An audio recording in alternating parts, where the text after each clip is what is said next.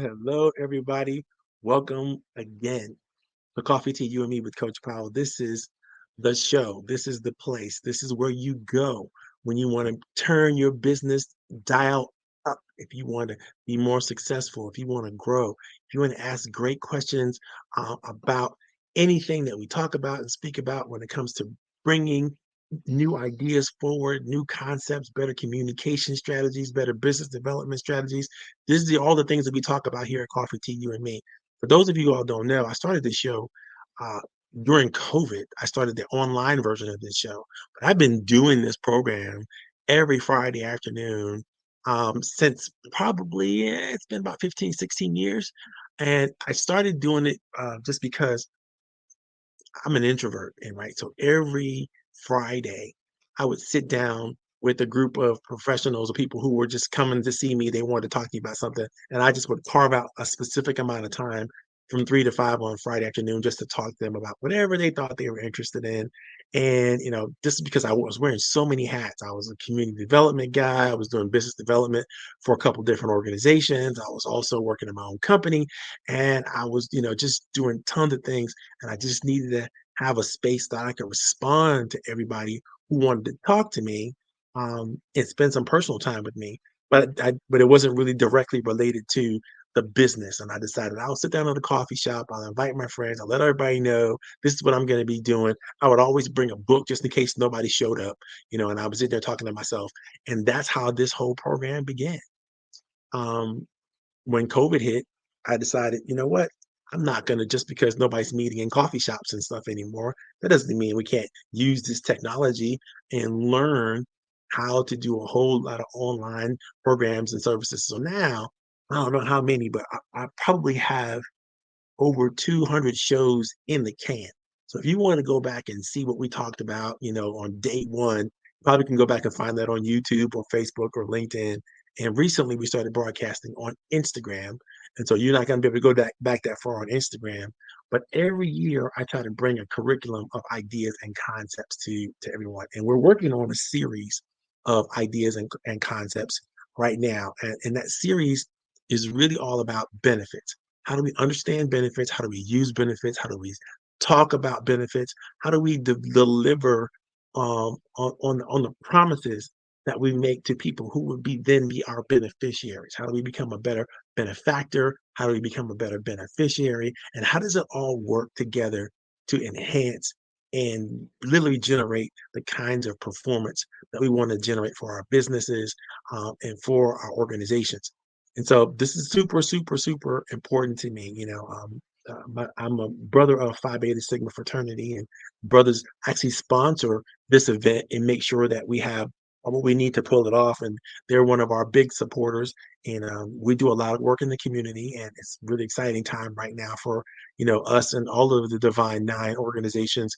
We're trying to figure out how to get out and get the vote going so that everybody gets its opportunity to participate in this wonderful American experience experiment that we're running to make sure that everybody gets their voice heard, gets their voice and their vote out there. So we highly encourage that. In fact, I was just on a call last evening with my fraternity brothers, and we were just talking about how do we increase the vote? How do we get more people excited about it? And it's just so important to understand that a lot of people say well, what does that have to do with business? It's all related. If you understand the PESTLE model, which is PESTLE, right? It stands for political, economic, social, legal, technological, and economic. Yeah, economic and yeah, ecosystem, right? All these things are macro ideas that affect us on the micro level. And if we don't pay attention to them, not that we can control them, but if we don't pay attention to those macro level ideas and we don't understand how they might impact us down on the micro level, it becomes very difficult. So, you always have to think about how the political environment, the economic environment, the social environment, the technological environment, the legal environment, and finally the ecosystem all of them has impact on you personally, in your business, within your family, everything that you do. And so when you think about these things on a high level, you have to ask yourself, how are you responding to them? Not necessarily how are Can you control them? Because you can't. There's too macro. It's too big, right? But you do have to respond to it, and it does create change, or sometimes drama, sometimes trauma in your life and your business, and you have to really figure out how to respond to that. So what's going on in the political world affects what's going on in the business world. What's going on in the social world affects what's going on in the business world. What's going on in the legal world affects what's going on in the business world, and so on, right? So it's important that we understand that and what our impact is, and what we are, and how do we respond to it, so that we can make sure that we respond in the best way that's going to help us perform, help us grow, help us share, help us contribute, help us become whoever it is that we're designed and developing ourselves into becoming, right? So the reason why we did Coffee to You and Me in the first place is just to offer an opportunity for entrepreneurs and business leaders to come together and just have a chat. And today is different. I'm chatting with one of my favorite people today. Ms. Leslie Bradford is backstage, and we're going to be talking today. We're discussing the types of things that are super, super important when it comes to developing your business mindset, uh, and developing your business ideology and philosophy around benefits, right? And one of the things that you have to know when you're talking about benefits is we're going to be talking about the four quadrants of wealth accumulation. What are the great ways to consider foundational wealth? I call these the four quadrants of foundational wealth. And what are you going to be talking about? What do you need to do to make sure you understand those four quadrants of foundational wealth? We're also going to be talking about how to intentionally earn the adoration of the most powerful people in your industry, and why you should be thinking about that, right? We're going to talk about strategies to elevate the intensity and the quality of the work that you do. And then we're going to talk about finally the development of strength and resilience along what is your natural growth trajectory. And then finally, we're going to talk about the proper way to focus your greatest hopes. So let's get right into it. Before we get into it, I got to introduce Leslie. Oh my God. Um, Leslie, I'm going to bring you up stage here just a second so I figure out which button to push. Ha, got it. There you are. Ladies and gentlemen, without further ado, this is Leslie Bradford. Leslie's going to tell you all about how wonderful she is and how talented she is and how smart she is and how much she knows about Salesforce and how Salesforce can change your life and all that kind of stuff. And when I tell you you should believe her, you should believe her. Okay, here we go. Leslie, how are you? Good afternoon. Good afternoon, Coach Powell. I'm wonderful. Thank you. That was a very Fantastic. gracious introduction. Thank you. Awesome, awesome, awesome. Tell us all about you, what you do, how you do it, how we get in contact with you, how we get the best deal out of you, all that kind of good stuff. Share it, please feel free. Share it, whatever you like to do. Sure. Sure. Good afternoon. It's a pleasure to be here with you all. I cannot express my gratitude enough for the tremendous support that Coach Powell has offered myself personally and Intelligent Solutions. His style of mentoring, the way he shares is unlike any mentoring that I have ever experienced previously. His insightful and ever so thought-provoking conversations always leave me a better person. So I'm Leslie Bradford, founder and CEO of Intelligent Solutions. You can find us at intelsol, INTELSOL.io. That's the website. I'll provide my contact information as well. Intelligent Solutions customizes Salesforce instances, your org, to enhance primarily your business processes. We offer capabilities of you being able to have a 360-degree view of customers through the streamlined operations. As Salesforce professionals, we're offering our knowledge combined with a passion for creating value. How do we do this? Through business operations process optimizations. We know all the little secret inside the architecture, how to connect things and make them work better, how to get things connected better. You can rest assured we've gone through a number of implementations.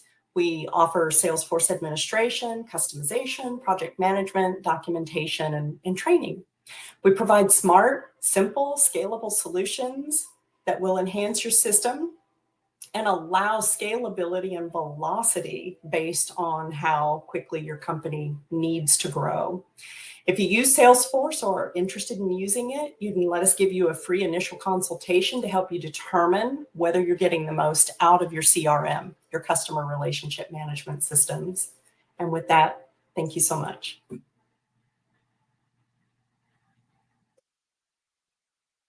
Thank you, Leslie. I'm gonna put you backstage and we're gonna get this party Sure. started. All right, ladies and gentlemen, boys and girls, children of all ages, sharpen your pencils, get your pencils out, start tapping on your cell phone, whatever you gotta do, take copious notes. We're going to be rapid fire sharing a ton of information with you. And it is about 12 minutes into the program. We're trying to get this done in the next 20 minutes. So stay with me. If you have any questions, put them in the chat. If you are coming from someplace else and you wherever it is, would like to see you, announce you, share with everything that you're doing in your life and in your business, go ahead and put that information in the chat. Let us know where you're coming from. Let us know what city you rep in, whatever you got going on. If you got business, you want to put your website in there, you want to put events that you got coming up in there, go ahead and put that in the chat. We want to share. This is a business friendly channel. So don't feel like, oh, I don't want to be too bold. I don't want to, no. That in that noise. Put the information in the chat and let's talk about it. Let's share it. Let's make sure that we have everything you need to be successful, and we share it as much as we possibly can. In fact, Leslie just took me up on it. She just put her information together, and I'm going to post that directly into the chat so that everybody has an opportunity to communicate and contact Leslie when you get the chance. You don't have any excuse for why you can't reach out to her. That's her information, and it's coming through right now. And so feel free to respond. Feel free to call her up, talk to her. She's got her information there. You'll figure out how to do all that kind of good stuff. Links to the website, all kinds of good stuff. Oh, it's perfect. Thank you so very much for sharing that, Leslie. Today's topic. Let's get into it. I already gave you a brief overview of what we're going to talk about today. But let's talk about why we're talking about this. First of all, when you think about wealth, when you think about accumulating wealth, developing wealth strategies, figuring out what it is that you need to do to become wealthy and to maintain that wealth. What are you thinking about? For me, I always try to find examples of people in history or people in the Bible or people that have really developed a philosophy, a principle, or an idea that truly resonates with me. And the person I found to really help me lock in and understand what wealth truly is and what wealth can be is a person that I totally idolize. Now, for some of you all, this is a fictional person. For some of us, this is a real person. Because from the Bible is the apostle. And I'm going to share this information with you, not that I'm trying to convert you or convince you to believe something that you don't already believe. But I want you to look at this from an example of, you know, just a great business book that you may have gotten. And this is a quote from the Apostle Paul as he writes in First Timothy chapter 6, verses 17 through 19. And Paul, at the time, is sharing an idea with Timothy, his protege, not mentee, his protege, who is talking to him. He's writing Timothy about how to be a better steward of the resources and help the church um, in that area be a better steward of their resources. So this is Paul talking to his protege and telling his protege, this is how you handle specifically the wealthy parishioners of the church. This is what Paul says. As for the rich in this present age, charge them not to be haughty, nor to set their hopes on the uncertainty of riches, but on God, who richly provides us with everything to enjoy. They are to do good, to be rich in good works, and to be generous and ready to share, thus storing up treasure for themselves as a good foundation for the future, so that they may take hold of that which is truly life.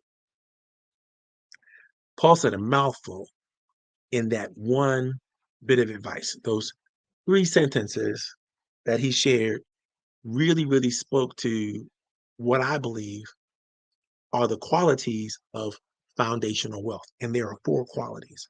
We're not going to cover all of the qualities today, but I'm going to give you a brief overview of what those 4 foundational qualities of wealth might be, coming from the advice Paul gave to Timothy about how to handle the wealthy parishioners in his area. And so when I talk about foundational wealth, I want you to understand I'm talking about principles, talking about things that you can embrace to not just generate and create wealth, but to keep it once you create it. And this example that Paul shares with us comes with 4 key ideas and 4 key thoughts. One is respectability. The next one is excellence. The third one is generosity. And the last one is prudence. If you look at the text that Paul was sharing with Timothy, that's what it's all about: respectability, excellence, generosity, and prudence. So we're going to break down respectability uh, and really get into what that means and how you could use it and how you could bring that forward to today's business world, right? In just a second. Well, let's just deal real quickly from a surface level, and we'll get into those other ideas too in the other weeks. Let's deal with excellent generosity and prudence. Excellence. What does it mean to be excellent? What does it mean to be the best that you can be in whatever you do? To do the best work you can do, to have the best thoughts that you can have, to share the best information that you can share, to be of a high quality when it comes to what you produce, what you say, and how you say it, right? And what you do, how you exist on the planet. If you're excellent, what happens is there's a backdraft that follows you around. When you're excellent, people start to expect a certain level of performance. They start to expect a certain quality that comes out of what you generate. And because it's important for you to step up to those ideas, then you tend to perform at a greater level. You tend to be more transparent about what you're doing. You tend to share at a greater and higher frequency than those who are not pushing to be excellent. You take feedback differently when you're pushing to be excellent. And we're going to get all into that next week. But I want you to just learn that excellence is a really, really good quality to have. It's a great quality to focus on and ask yourself questions. How can I be more excellent today than I was yesterday? How am I providing the systems, the strategies, the techniques in my business, in my life to maintain a high level of excellence? Asking those questions are questions that are going to keep you going in the right direction. Generosity is another part of the 4 qualities of foundational wealth. Generosity is all about making a contribution, making meaningful contributions that matter at the right time in the right place for the right people. Now, generosity for generosity's sake is not useful. But generosity that really is it caters around the needs, the desires, the wishes, the abilities, the capabilities, and strengths of others are going to be that's going to be generosity that can continue to provide and continue. The law of reciprocity is all over generosity, right? When you're being generous, you're making an investment in someone else. And I want you to think about that. But so there should be a return on that investment. You can't just make an investment and walk away. You are now responsible to be a good steward of even your investment. So whatever you invested in, whoever you invested in, whatever you spend time on, whatever you give money to, whatever you put your efforts, your time, talent, and treasure into, out of the generosity of your own heart, needs to be managed and managed well. It needs to be dealt with well. Because if you don't, you could cause damage. This is the reason why Warren Buffett is not going to give all of his money to his children. He understands that if you don't know how to handle this amount of wealth and you didn't earn this amount of wealth, just giving it to you without any type of training or development or work could be detrimental to your existence. It can be dangerous, right? And I know that people go, "Well, I like to be, I like to have that problem." Trust me, you don't want to have this problem.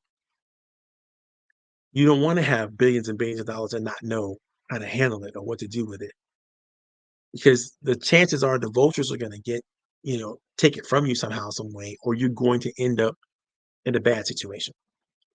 The next level of the four qualities of foundational wealth, I think, is probably the most important. I just mentioned it. Prudence. It is your ability to make wise decisions about how you're going to be, how you're going to exist on the plane of existence. I was sharing with a client earlier, it's very hard when you are planning for something in the future and you're trying to be great and you got your strategies that you want, the systems that you want, the processes that you want, and you're trying to focus on those things. It's very easy for you to ignore some of the wonderful things that are actually happening for you right now. And it's not a prudent thing to do, because when you ignore the opportunities and the gifts and the benefits of things that are going on with you right now, right? It's hard for you then to make the judgments that you need to make and the wisdom that you need to share in the quality way for others. Basically, you can't be grateful, you can't have gratitude, you can't teach it if you don't have it and if you don't practice it on a regular, consistent basis, right? And so when you start to practice it, you start to become more aware, and then you can be prudent with the decisions that you're making. But if you never practice this gratitude thing I'm talking about, then you don't know how to really look at the things that you're looking at, that you're seeing, and go, "That's good. That's not good. I like it, and I know why I like it. It's different than I like it, and I can't explain it." So the prudent person is wise. The prudent person has experience. The prudent person takes the opportunity to experience the things that they're experiencing in life and pay attention to as much as they possibly can. I know you can't pay attention to it all. You can't take it all in. There's so much happening in your life, and you can't. I get it, but try harder to take in more, because with that experience and understanding of those experiences, you're going to be better. You're going to be a better person. Okay, let's get into respectability.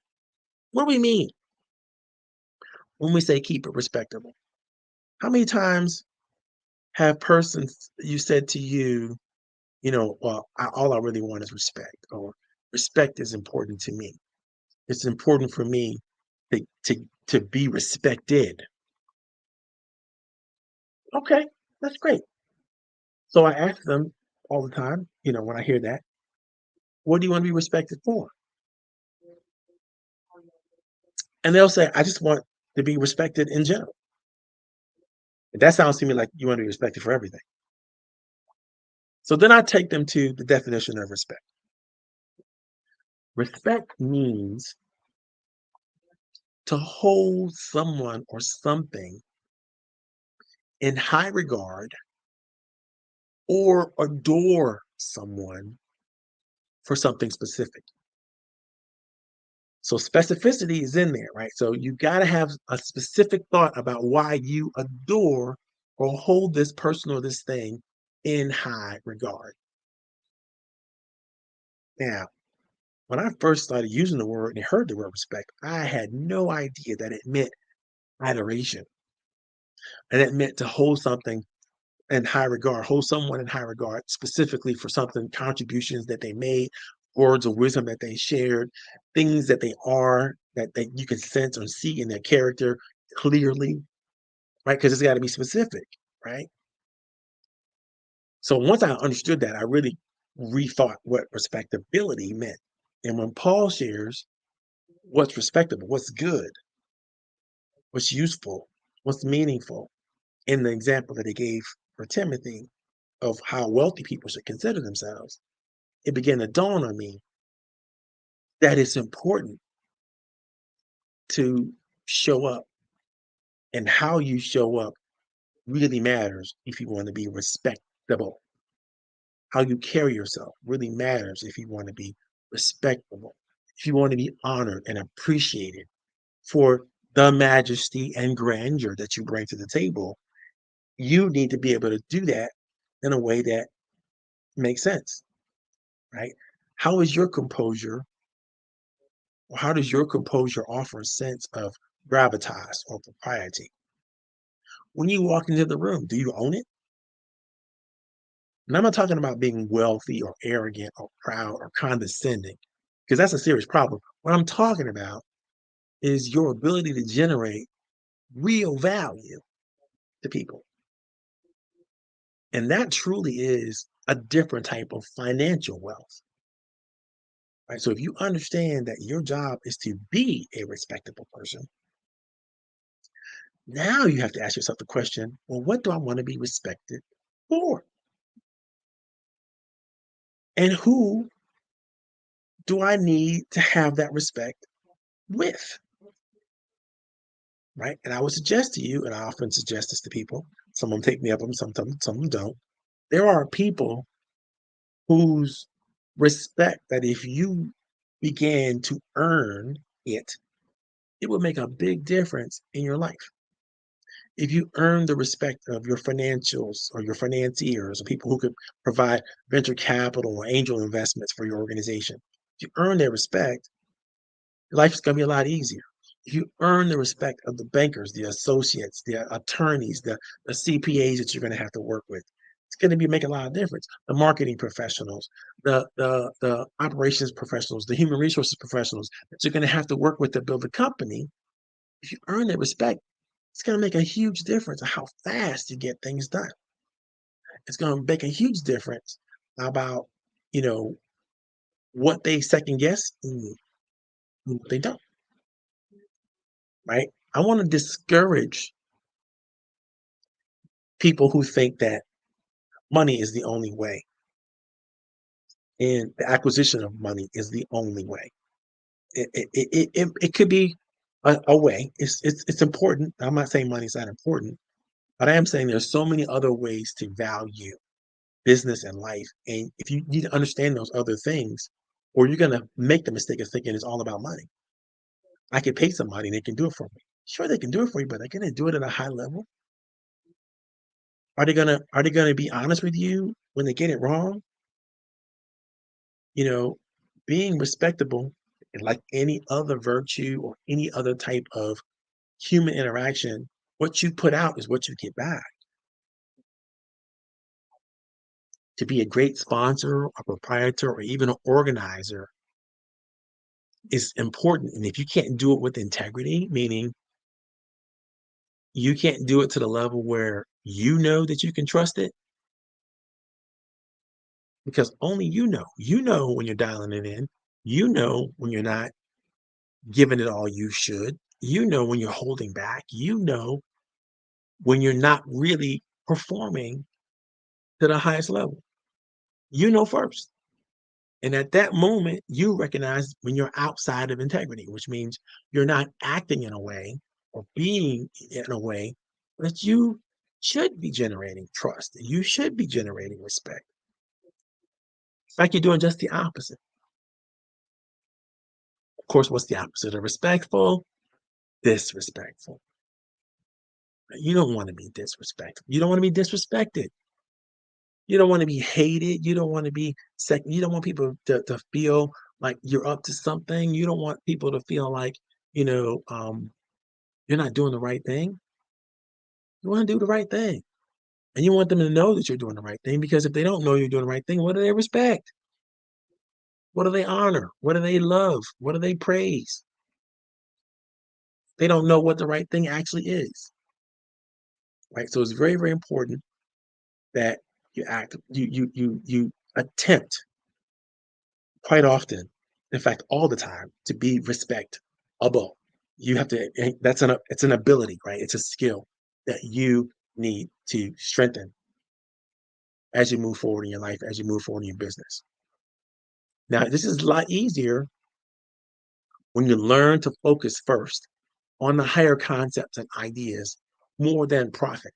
how do I create high quality service in my world? How do I generate the type of concepts or ideas I need to generate? I give an example, just a personal example.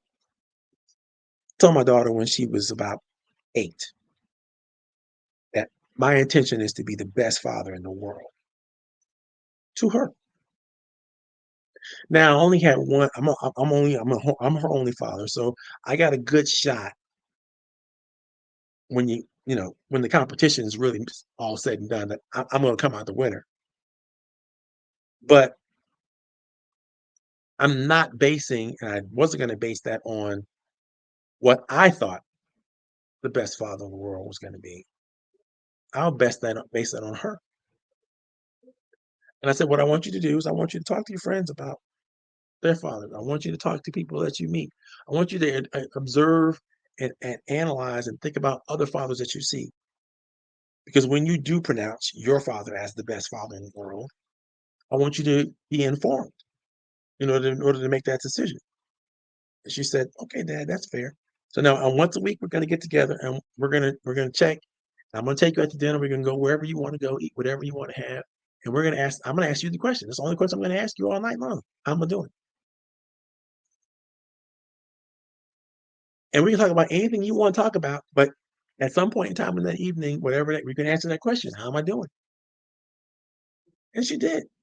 Week after week after week after week after week after week after week after week for years. And she would give me some feedback every once in a while. Dad, I wish you could have said this better, or you could have done this better, over. And I said, you know what? That's a good idea. I'm going to work on that. I think I can do better. In fact, I know I can do better. So you let me know if I do this, if I make this mistake again, or if I make this statement again, or if I say something this that makes you feel this way again. You let me know immediately, and I will correct it. And if not, we'll catch it at our weekly meeting. Mm. I'm proud to say that have a wonderful relationship with my daughter. She's an adult. She's 24 now. No, she's 25 now. So she just had a birthday. She's 25 now. She's doing well, and I'm proud of her. But there's never been a moment in her life when she did not feel like she could talk to me, even the most stressful things, the most tragic things. She's been open to share with me and able to share with me, and that's all I could ask for, really, in terms of being able to help is to have those kind of really important conversations when other parents couldn't have those same conversations because they didn't have that built up reservoir of trust. They didn't have that built up reservoir of opportunity.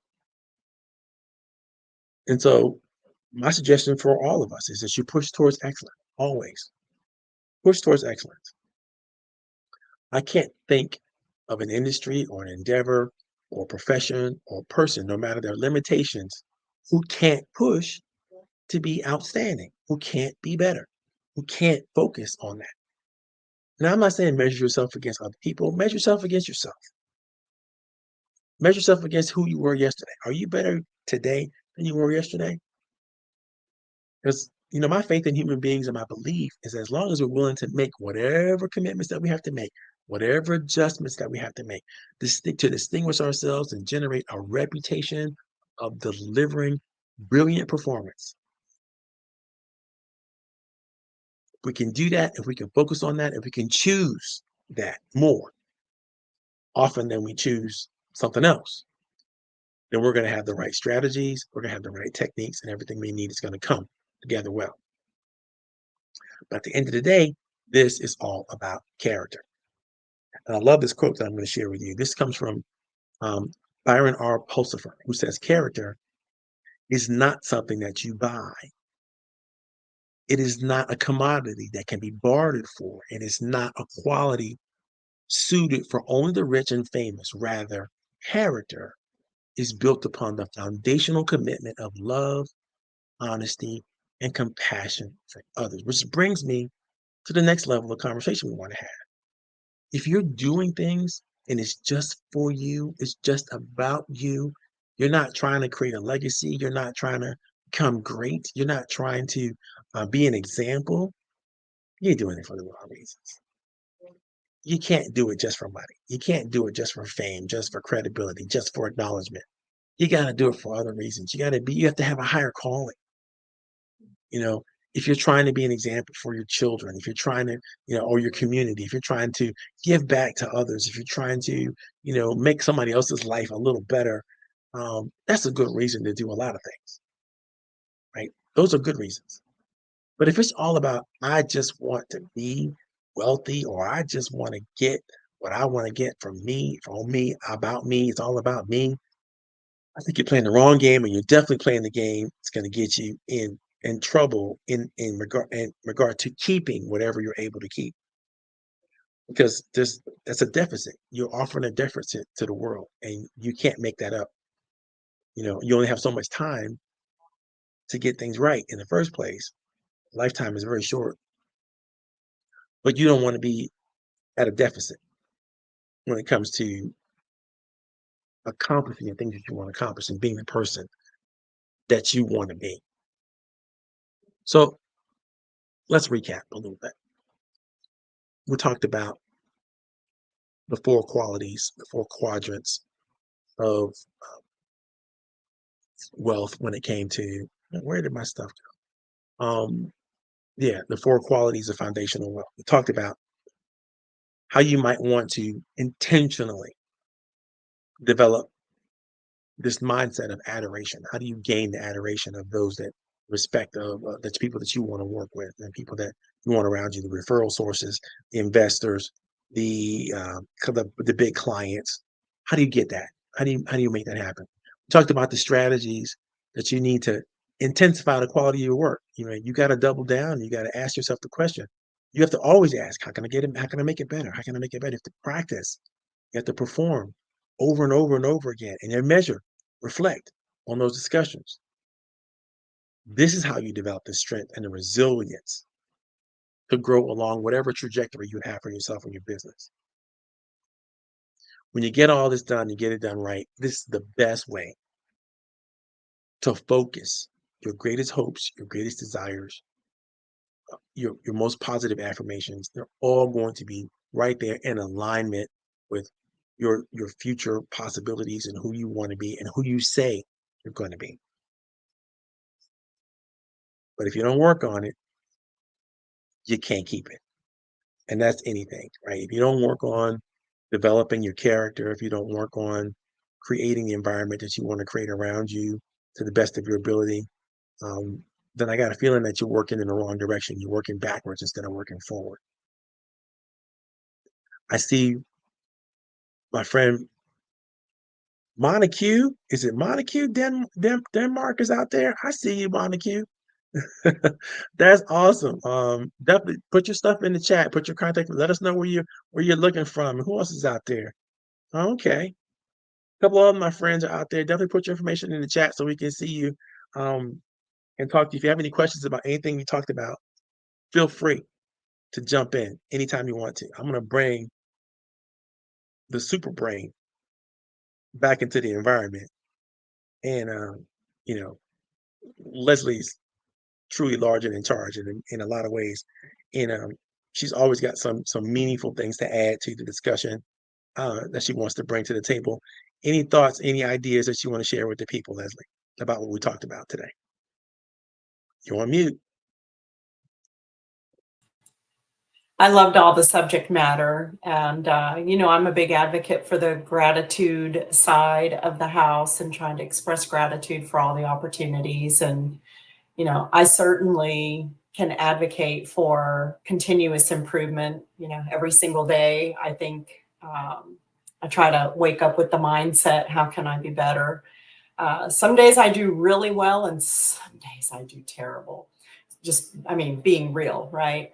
Right, Um, Sometimes, it's something that we strive for every single day. So right. I appreciate those qualities. It's funny. My wife and I talk about this quite a bit, and we know that there's times in our lives when we're really organized, and you wake up with an agenda. This I'm going to do this. I'm going to do. I have 5,000 things on my to do list, and I'm going to check them all off.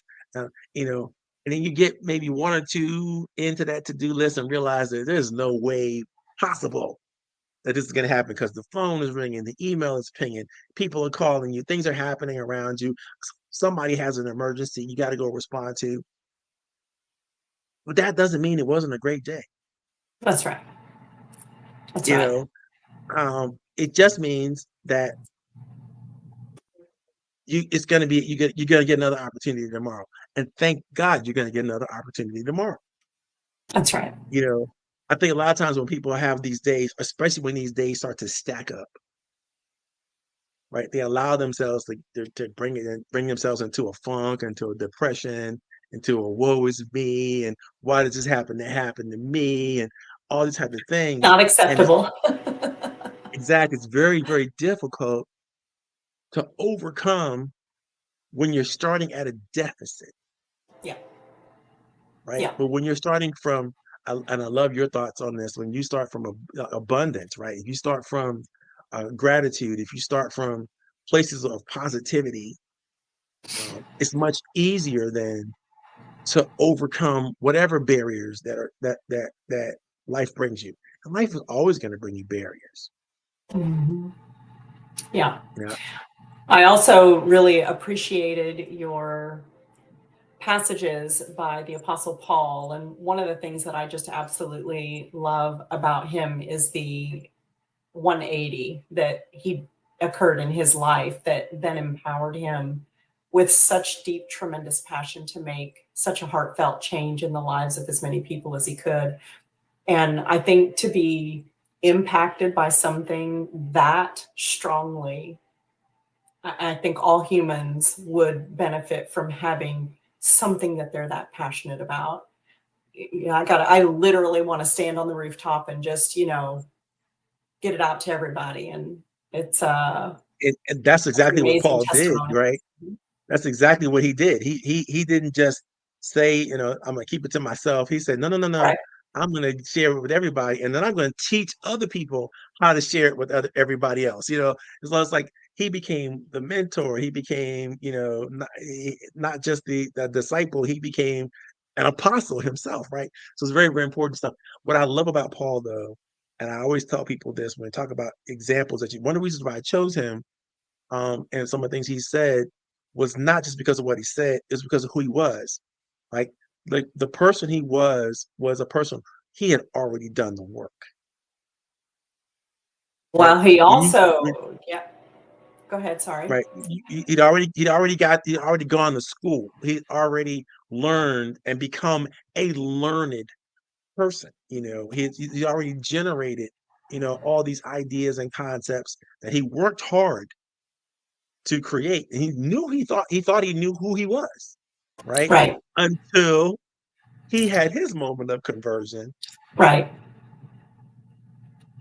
I kind of think that people who don't put that kind of work in don't really have such a great conversion. If you don't put the work in, if you don't have some trauma, if you don't have something that you can relate to, it's very difficult for you to move forward as fast and as powerfully as a person like Paul. Yeah, I appreciated the alchemy in his life, the Right. transmutation of all the misalignments being realigned Right. into the right direction. That's very Yeah. And powerful. I think you have to come from somewhere to get Mhm. somewhere. That's right. you know, I don't know. I don't know if that works in the spiritual, emotional math that I have going on in my brain, but that's kind of what I feel is important, and I think that experience teaches you. Even if you've committed, and this is what I want the listening audience to say, even if you committed to something that you later on find out is not the right area that you should have committed to, right?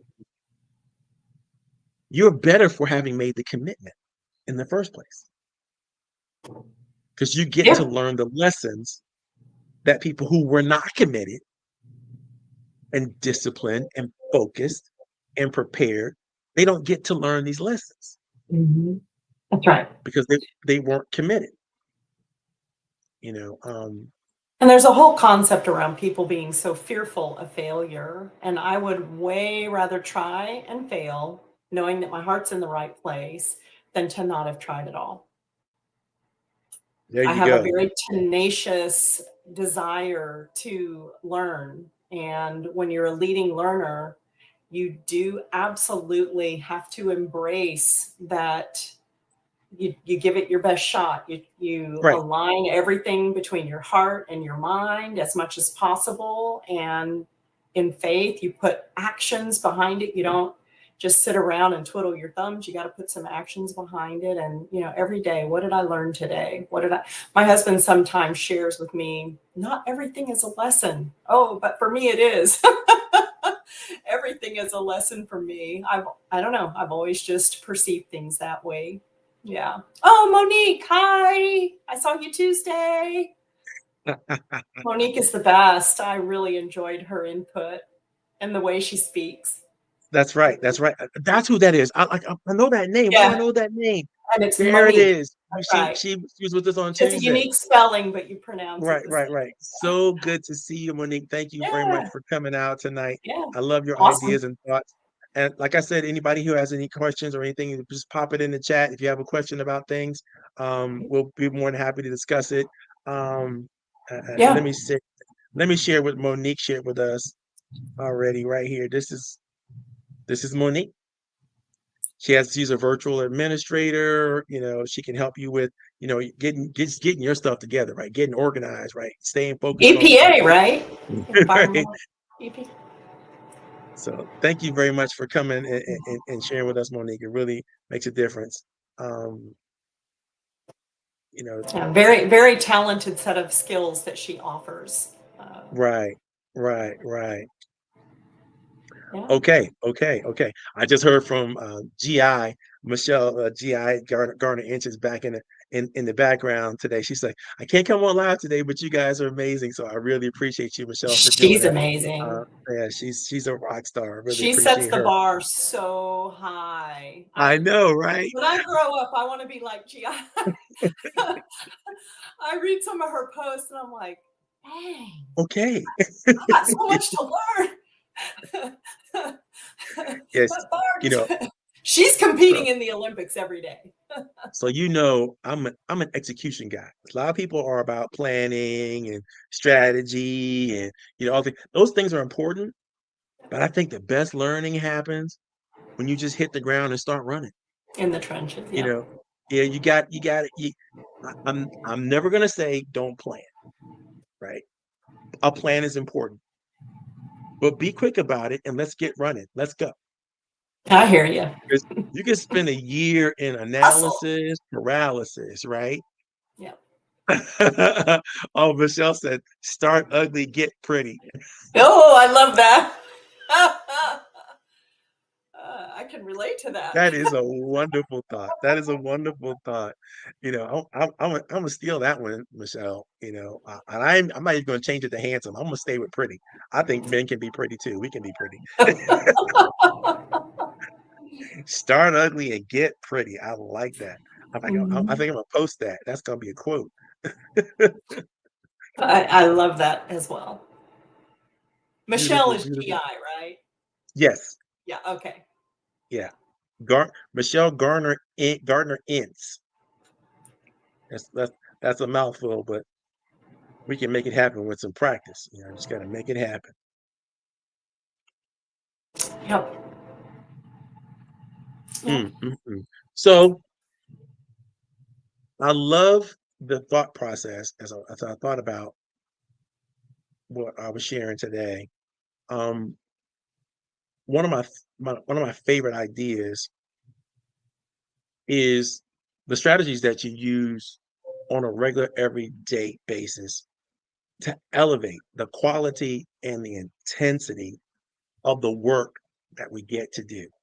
And I don't know if you've ever seen the show. Ayanna Von Zant has a show, and she's always talking about doing the work, right? And I thought, what is she talking about? Doing the work? Everybody's doing the work. We're all working. What are you talking about? But she's talking Integrating. about doing the work that strengthens you, doing the work that elevates you, doing the work that makes you better, Mhm. incrementally better over time. And I always think about that. as, instead of taking these big leaps forward, the smart person takes a little leap every day, Mhm. just a little leap every day. And sometimes you can stumble and fall backwards, but just a little bit every day is much easier to handle than trying to take these big leaps forward. I tell my customers, I want you to be uncomfortable with your growth, in your growth, but I don't want you to be so uncomfortable that you got to stop growing, right? So I don't want you to go. I want you to stretch, but I don't want to break you. That's the thing. I want you to stretch, but I don't want you to break. And sometimes, as a coach, I could give people exercises and practice the models and so on and so forth. And you know, I could take you way, way, way further than you're comfortable being, right? In the pursuit of growth or pursuit of excellence. And I need people to be able to say, okay, that's a little too much. I need to back off of that. And as Mhm. long as there's a rational reason for that, that makes perfect sense. Because, you can't do it all. We said that earlier, in the show. You may have a big plan to do amazing things today. Today is the day you're going to do amazing things. Instead of doing amazing things today, why don't we just do a couple of good, really good, smart things that you don't normally do? Just a little bit of stretch. That's how you focus on your diet. You start small and you get bigger as you go, right? Same thing. You start off ugly and you get pretty. Yeah. I'm gonna come right back to that over and over again. And so this is what building greatness is all about. Is really going there. Well, next week we're going to talk about excellence, and I want you guys to start loading up your thoughts, loading up your ideas in terms of what excellence means to you. How do you know when you've arrived at excellence? When excellence is knocking on your door, how do you know to say yes to it, as versus no? Because sometimes it's not whatever's being offered to you or brought to you, sometimes it's taking you in the wrong direction. And you Yeah. have to be able to discern. That's that prudence model, right? You have to be able to discern where to get involved and where not to get involved. So that's all next week. Experience breeds discernment. Yep, yep, yep, yep. That's all next week. And we're approaching the times. We got to close it down now. So if you have any questions for anybody, I want to let everybody know. I'm gonna put you in the back room for a second. Don't go anywhere because Michelle's out here. We might want to have a nice brief conversation. Um, when you are doing the things that you're doing in your life and you want to really focus, you got to know these four quadrants or four qualities of foundational wealth. Because if you build your wealth on solid foundational ideas and concepts, you can never go wrong. And even if you take a couple steps back and you lose a couple things, it'll all come roaring back to you really quickly when that happens. It's just the law of the universe. I can't explain why it happens. It just happens. So start off doing the right things, do with the right way, the right people at the right time, and you won't have to worry about, oh my God, I have to protect this. I'm afraid I'm gonna lose this or something's gonna be nah, just do it the right way in the first place. You'll get there. All right, that's the show for today, guys. Hope you had a great time. I know I did. Let's keep the party going a little later on for those of you who are backstage. And we're going to end the live stream. And thank you, thank you, thank you. If you have questions, comments, whatever, keep putting them in the chat. The chat's going to stay open even when we close the show. So you don't have to worry about,